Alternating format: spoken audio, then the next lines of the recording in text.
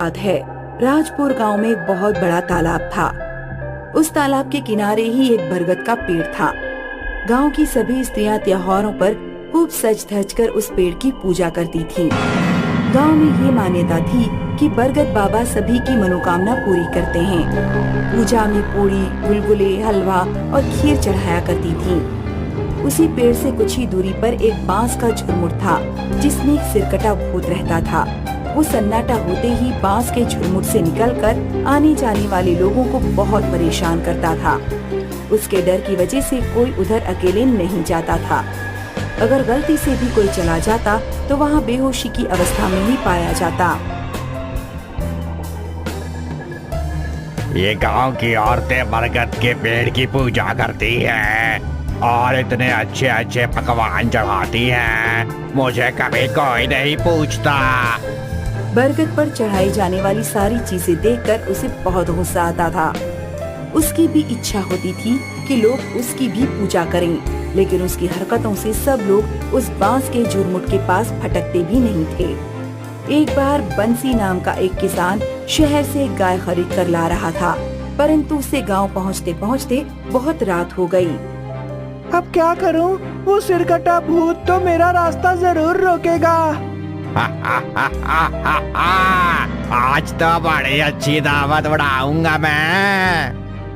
बंसी जैसे ही आगे बढ़ा, तभी उसने देखा कि गाय आगे बढ़ नहीं रही है। वो उसको कितना भी हाँकने की कोशिश करता, वो अपनी जगह से टस से मस नहीं हुई, बल्कि थोड़ी थोड़ी देर में वो उछलने लगती।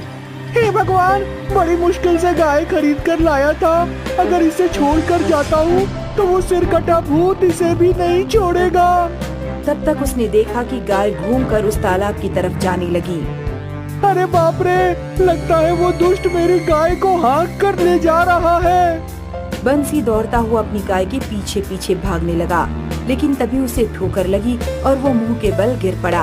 तभी उसे लगा कि किसी की मजबूत बाहों ने उसे सहारा देकर उठा लिया। सिरकटे भूत, ये कैसी मुश्किल है। एक बार गिरा देते हो और फिर से उठा लेते हो। बंशी, उठकर अपनी गाय की रस्सी पकड़ो और घर जाओ। उस सिरकटे भूत से तुम्हारी गाय छुड़ाकर मैंने उसे भगा दिया है।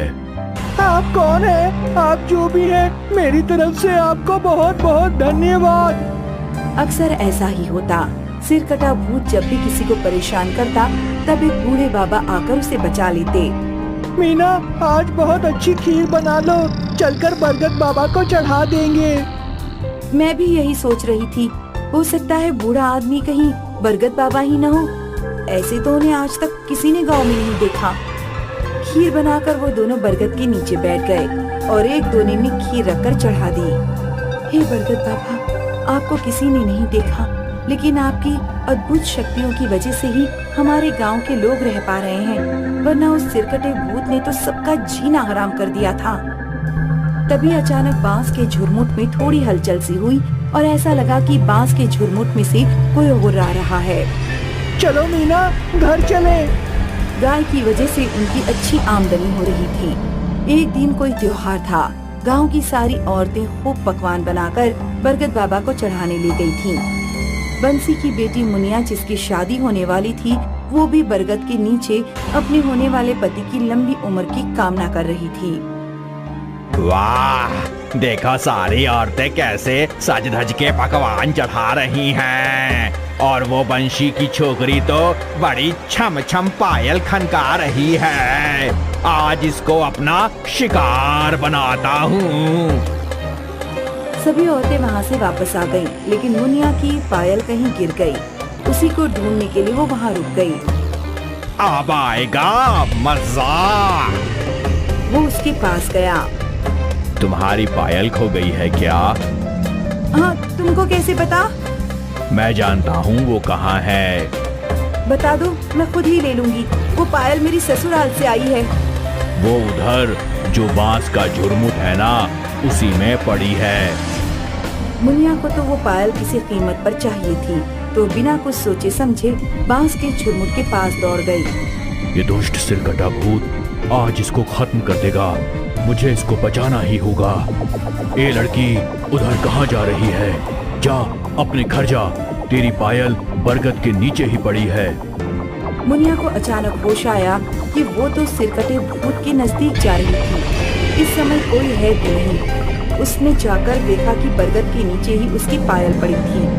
पायल उठाकर वो सरपट भागी और घर जाते ही बेहोश हो गई। ये तुमने ठीक नहीं किया बरगद वाले भूत। आया हुआ शिकार तुमने भगा दिया। क्या कर लेगा तू मेरा? हिम्मत है तो सामने आ। तभी सिरकटा भूत नीचे आया। उसने बूढ़े के ऊपर हमला कर दिया, लेकिन बूढ़े ने उसके पैरों पर ऐसी लंगड़ी मारी कि वो गिर गया। इसके बाद उसके सीने पर चढ़ गए। तू अपने कर्मों को सुधारने की बजाय एक से बढ़कर एक पाप किए जा रहा है। आज तेरा अंतिम समय है। बहुत दिनों से मैं तुझे बर्दाश्त कर रहा था। वो मासूम बच्ची अपनी शादी के लिए कितनी खुश थी और तू उसी को अपना शिकार बनाने चला था। तेरी वजह से इधर से कोई अकेला फटकता तक नहीं है। तू अपनी सीख अपने पास ही रख। मैं तेरी ऐसी की तैसी कर दूंगा। दोनों में जबरदस्त उठापटक हुई। बूढ़े बाबा तो किसी पहलवान की तरह उससे भिड़ गए थे। अंत में सिरकटा भूत परास्त होकर जमीन पर ही गिर पड़ा। बरगद बाबा ने उसका सिर, जो सिर्फ उसकी गर्दन से थोड़ा सा ही जुड़ा हुआ था, बड़ी ताकत से उखाड़ दिया। खून का फव्वारा निकलने लगा। बरगद बाबा ने उसके सिर को पत्ते इकट्ठा करके जला दिया। उसका शरीर तड़प तड़प पर शिथिल हो गया। अरे हरिहर भैया, ये देखो, यहाँ किसी का धड़ पड़ा है। लगता है इसका सिर काटकर किसी ने जला दिया है। अब तुम सब निश्चिंत होकर जब चाहो तब यहाँ आ सकते हो। सिरकटा भूत अब खत्म हो गया है। बाबा, इतने सालों से ये हम सबको परेशान कर रहा था, आज ऐसा कैसे हो गया? इसके बाप का घड़ा भर गया था, इसलिए इसका जाना ही ठीक था। तुम सारे गांव वाले मिलकर इसका शरीर बांस के झुरमुट में डालकर जला दो। गांव वालों ने वैसा ही किया। गांव सिरकटे भूत से मुक्त हो गया। मुनिया को जब होश आया तब उसने माँ से कल उसके साथ हुई सारी घटना बताई। पूरे गांव में शोर मच गया। उस दिन सभी लोग बहुत खुश थे। तब से बरगद के नीचे हर महीने मेला लगता है। अब लोग बेखौफ होकर वहाँ आते जाते हैं। वैसे तो आकाश का परिवार अमेरिका में है। मुनिया को